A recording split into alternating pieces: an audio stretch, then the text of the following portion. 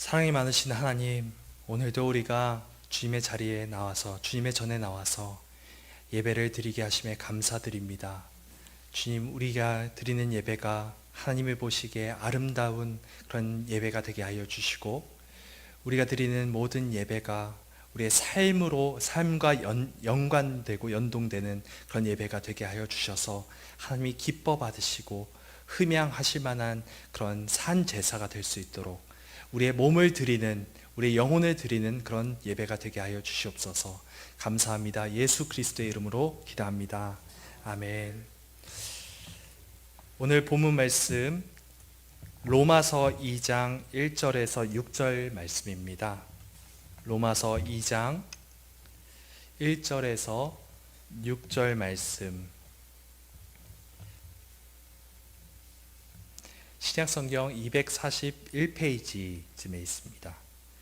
로마서 2장 1절에서 6절 말씀 함께 교독하여 읽도록 하겠습니다.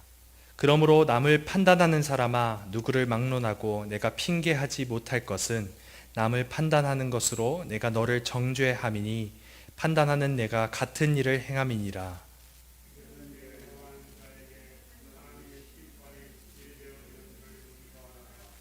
이런 일을 행하는 자를 판단하고도 같은 일을 행하는 사람아, 내가 하나님의 심판을 피할 줄로 생각하느냐?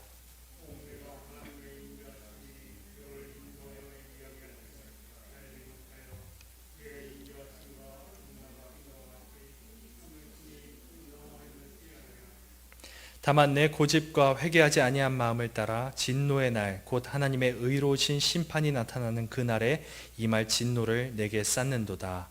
하나님께서 각 사람에게 그 행한 대로 보응하시되. 아멘.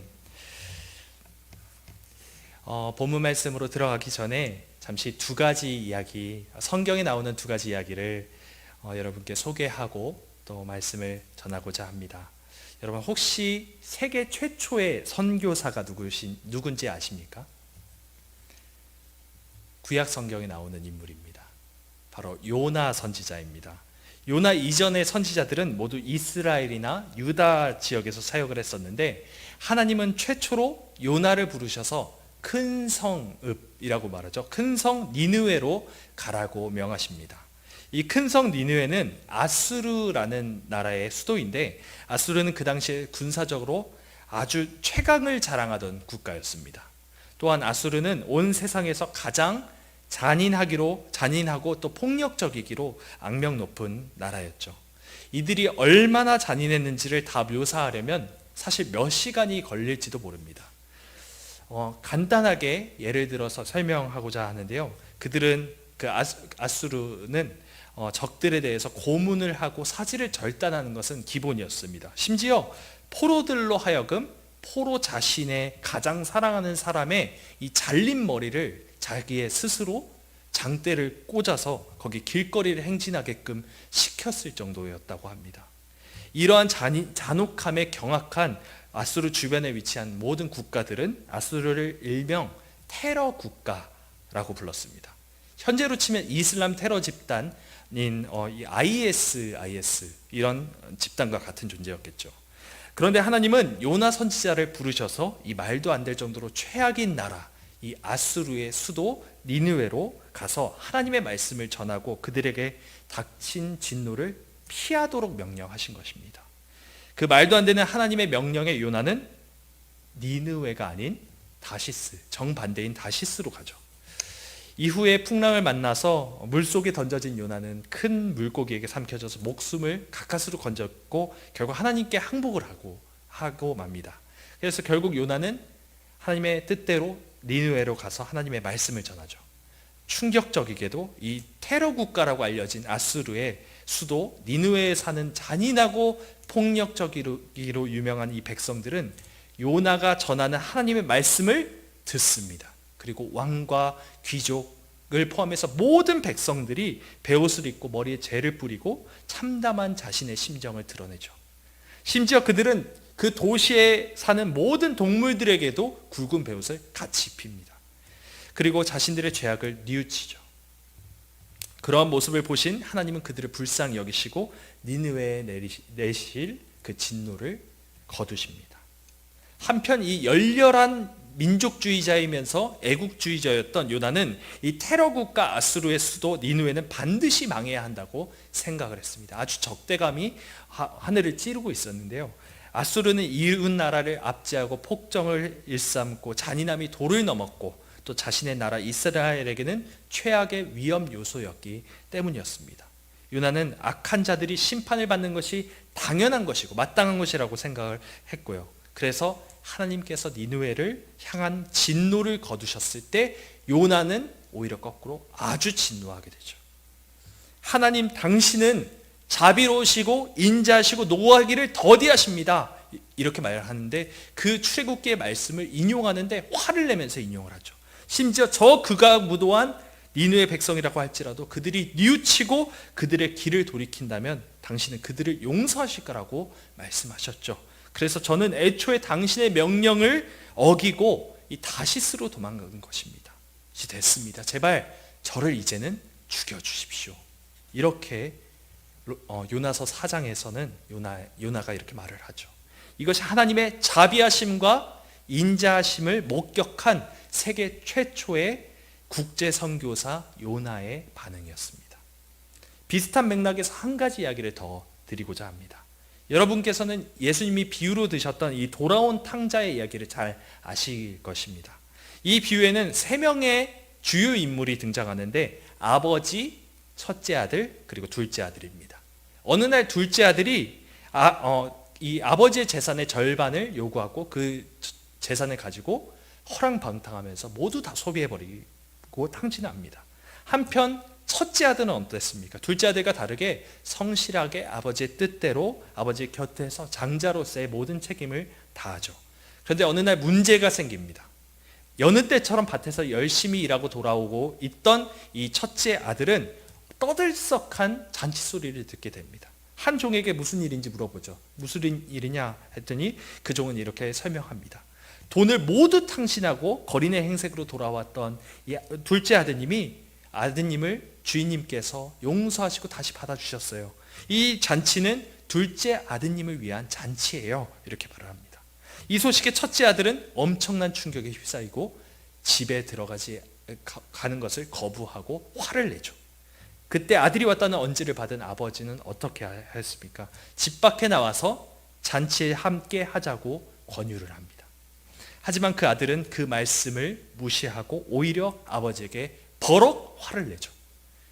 전 아버지를 이렇게 여러 해 두고 섬기고 있습니다. 그리고 아버지의 명령을 단 한 번도 어긴 적이 없죠. 그럼 저에게는 친구들과 함께 즐기라고 염소 새끼 한 마리도 주신 적이 없는데 창녀들과 더불어서 돈을 다 탕진하고 재산을 다 탕진하고 돌아온 저 녀석의 저 망할 놈에게는 어떻게 살찐 송아지를 잡아주고 또 잔치를 여십니까? 이런 배은망덕한 놈을 다시 받아준 것도 모자라 성대한 잔치를 여시다니 아버지는 과연 제정신이십니까? 이렇게 말하는 거죠. 아버지는 그런 아들을 보고 이렇게 대답합니다. 얘야, 너는 항상 나와 함께 있으니 내가 가진 모든 것이 너의 것이 아니냐. 하지만 너의 동생은 죽었다가 살아났고 내가 잃었다가 되찾았으니 즐기며 기뻐하는 것이 마땅하지 아니하니 이렇게 말합니다. 이 돌아온 탕자 비유는 예수님께서 바리새인을 상대로 하셨던 말씀이었습니다. 세리와 죄인들과 함께 더불어 예수님께서 교제하고 나누는 것을 보시고 이 바리새인들은 그것을 판단하고 정죄하면서 예수님을 욕하고 어떻게 저렇게 더럽고 추악한 자들과 함께 어울릴 수 있는가라고 말하며 손가락질을 하는 바리새인에게 말씀을 하고 계시죠. 그것을 보시던 예수님은 이 비유를 통해서 들어서 일침을 가하신 것입니다. 세리와 죄인들은 나에게 둘째 아들과 같은 존재이며 그리고 너희들은 첫째 아들처럼 나에게 불평만 늘어놓으며 나와 둘째 아들을 판단하는구나. 이렇게 말씀하신 것입니다. 자, 그럼 이제 오늘의 본문 말씀을 한번 살펴볼까요? 로마서 본문 1절을 보시면요, 한 대상이 나옵니다. 바로 남을 판단하는 사람입니다. 그리고 2절에는 또 다른 대상이 나오죠. 바로 하나님입니다. 먼저 1절에서 가리키는 이 남을 판단하는 사람은 누굴까요? 바로 유대인들입니다. 즉 사도 바울은 이방인들을 혐오하며 자신들만이 하나님의 선한 백성이라고 주장하는 이 유대인들에게 경고장을 달리고 있는 것입니다. 이 유대인들은 니느웨의 멸망을 간절히 바랬지만 하나님께서 그 성읍을 용서하셨을 때 죽기를 간청할 만큼 하나님께 화를 냈던 이 요나의 모습과 비슷한 모습이었습니다. 그리고 돌아온 탕자를 용서하고 잔치를 여신 아버지에게 화를 냈던 첫째 아들과 똑같은 모습이죠. 세리와 죄인들을 판단하던 이 바리새인과 서기관들처럼 사도 바울이 로마서를 쓰던 당시의 유대인들은 제 마음대로 방탕하게 살던 이 이방인들이 예수님을 믿고 또 성도가 되는 것, 교회의 성도가 되는 것을 못마땅하게 여겼습니다. 사도 바울은 이런 유대인들에게도 복음이 무엇인지를 분명히 알려주려고 하였고 그 복음의 메시지와 정반대 행동을 하고 있는 이 유대인들에게 이 본문 말씀을 통해 엄히 경고하죠. 사람이라면 모두 이 세상을 살면서 자연스럽게 경험한 것들과 또 가정 환경 그리고 교육 환경 등을 통해서 자신만의 가치관을 갖게 됩니다. 모든 사람들은 각자 거쳐왔던 이런 경험 그리고 환경 이런 것들이 다 다르기 때문에 판단 기준 역시 다 다를 수밖에 없습니다. 예를 하나 들어보겠습니다. 결혼 정년기에 있는 한 여자가 있다. 젊은 여자가 있다고 하죠. 그런데 이 사람은 외모를 가장 중요시하는 사람이었습니다.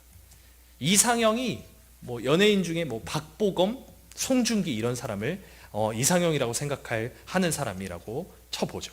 결국 그 여자는 아주 잘생긴 남자를 이상형으로 삼다 보니까 그런 남자를 만났고 그런 남자와 사랑에 빠져서 결혼을 합니다. 그런데 문제는 그 남자가 외모만 괜찮았지 경제적 능력은 아주 형편이 없었던 것입니다. 남편은 가정을 위해서 열심히 일할 의지 자체가 없었고 맨날 집에서 TV 보고 밤에는 그냥 친구들이랑 같이 술 마시고 새벽에 들어오는 것이 일수였습니다. 결국 이 여자는 결혼 생활 내내 경제적 어려움에 시달렸을 수밖에 없었고요. 정서적으로도 참 우울하고 힘이 드는 그런 나날을 보냈습니다. 그렇게 불행한 결혼 생활 중에서 딸을 하나 낳았고 그 딸이 자라서 결혼을 시켜야 할 결혼 정년기에 이릅니다. 그 여자는 딸에게 항상 조언하기를 남자는 외모보다는 경제적 능력이 최고야. 실력이 있어야 돼. 오히려 이런 식으로 말이 바뀌었죠. 그리고 딸이 사윗감을 데려왔을 때 그 사람의 직업이나 경제적 능력부터 물어봤고 만약 시원찮다 싶으면 결사반대를 했습니다. 결국 그 여자는 어떤 경험을 통해서 자신만의 가치관을 갖게 됐고 배우자는 경제력이 최고다라는 특정한 판단 기준을 갖게 된 거죠. 또 다른 여자가 있습니다. 이 여자는 엄청나게 부유한 남자와 결혼을 했습니다. 경제적으로는 아주 풍요롭고 부족함이 없었지만 한 가지 문제가 있었습니다. 그 남편이 자신에게 너무 퉁명스럽고 정을 주지도 않고 사랑하지 않았던 것이죠. 다정하지 않은 남자였습니다.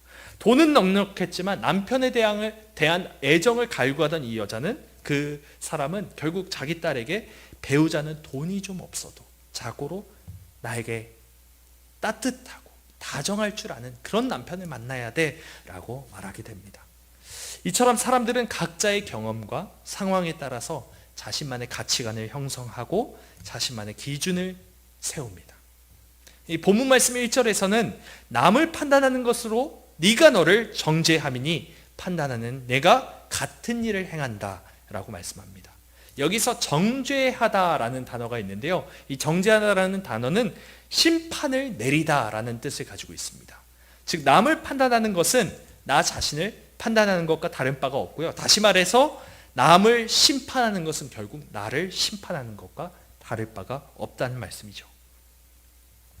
우리는 모두 본능적으로 남을 심판하는 심판자가 되고 싶어하는 욕망을 가지고 있습니다.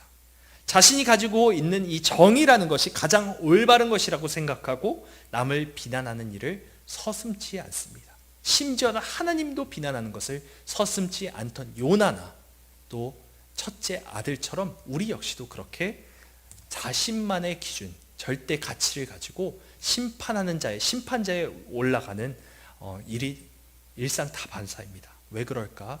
우리 모두가 다 죄인이기 때문입니다. 태초부터 지금까지 공통적으로 나타나는 죄인들의 본능이 있습니다. 그것은 바로 자신을 의인이라고 굳게 믿는 것입니다. 우리 죄인들은 이렇게 모두 자기 자신이 매우 올바르고 괜찮은 사람이라는 굳센 믿음을 가진 채 자신만의 사상과 신념, 판단 기준 등으로 타인의 잘못된 행동을 심판합니다. 요나나 첫째 아들은 신앙적으로나 도덕적으로 아주 훌륭한 사람들이었습니다. 바리새인 역시 하나님의 말씀을 아주 철저히 하나부터 열까지 지키려고 애쓰던 사람이었죠.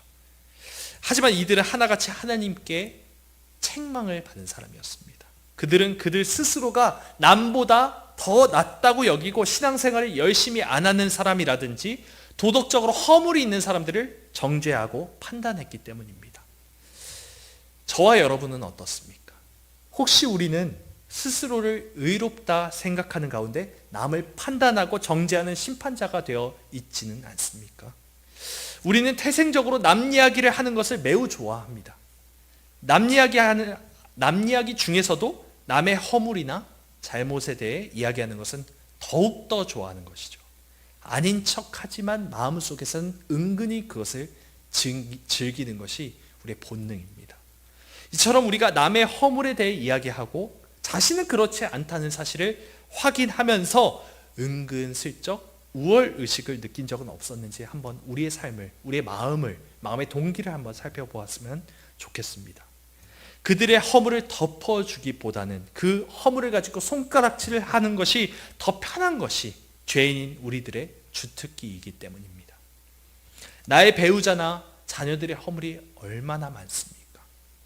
우리 교인들이나 직장 동료들이나 내 주변 이웃의 단점과 잘못을 찾기가 얼마나 쉽습니까? 그런 모습들을 보고 실망하고 화내는 건 또 얼마나 더 쉬운 일입니까? 만약 우리가 우리 이웃의 허물이나 잘못을 확인하고 노를 바라고 마음에 도끼를 품는다면 그것은 내가 이미 심판자의 위치에 올라와 있다는 것을 증거하는 것입니다. 성경은 말씀합니다. 진정한 심판자, 유일한 심판자가 따로 계신다고 말씀하죠. 그 심판자는 바로 길이요 진리요 생명이신 예수 그리스도 곧 하나님이십니다. 진리는 곧 기준이 되고 척도가 됩니다.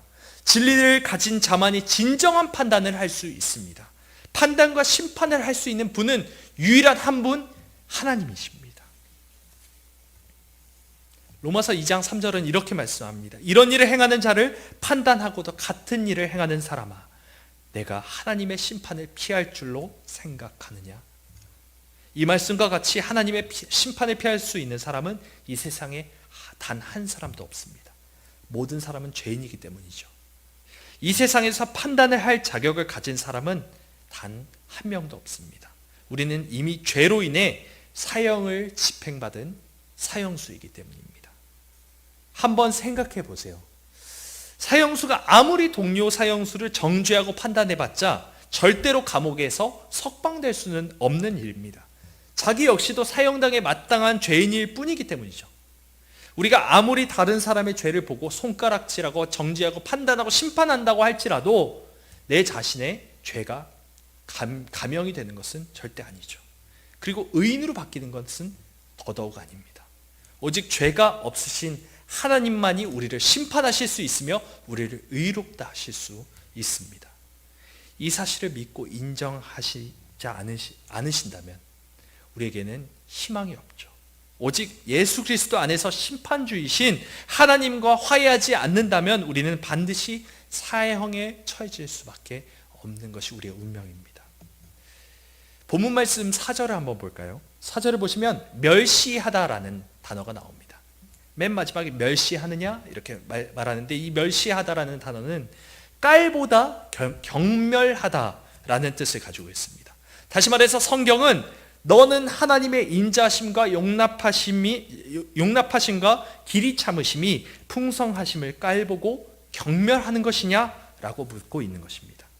그렇다면 성경은 우리가 어떨 때 하나님을 깔보고 경멸하게 된다고 말씀하고 있는 것입니까?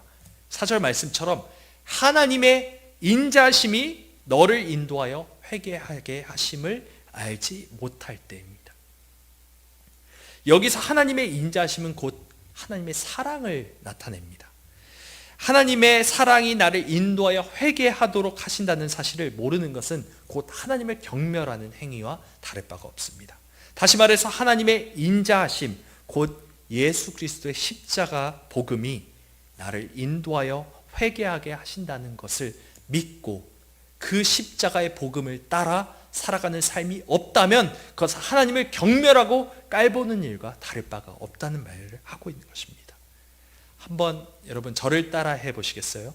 하나님의 사랑을 알지 못하는 것은 하나님을 경멸하는 것이다. 또 한 가지 따라 해보겠습니다. 무지는 면죄부가 아니다.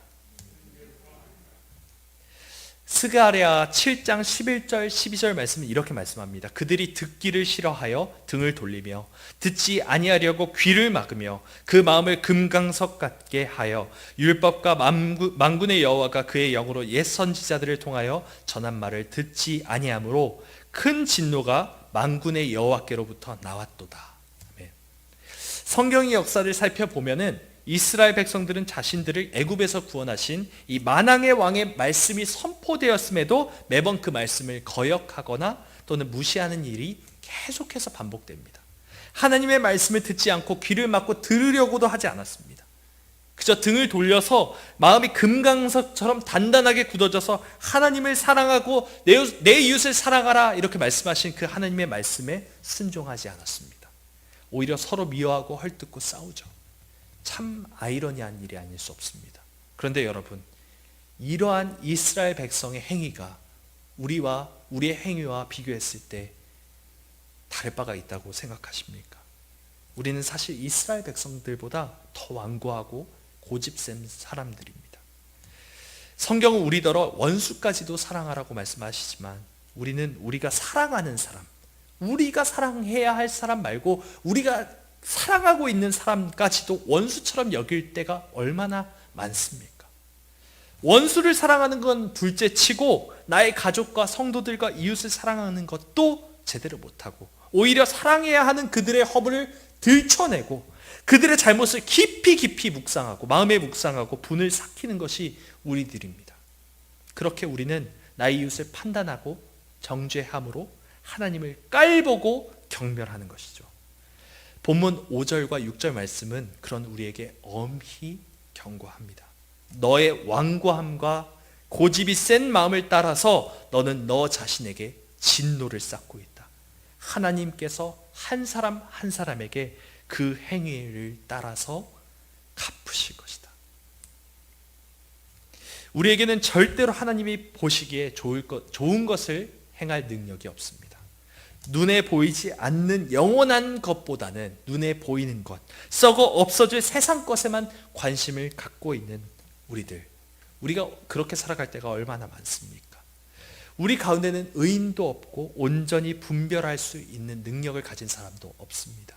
우리 가운데 판단과 심판을 할 자격을 가진 사람은 더더욱 없습니다.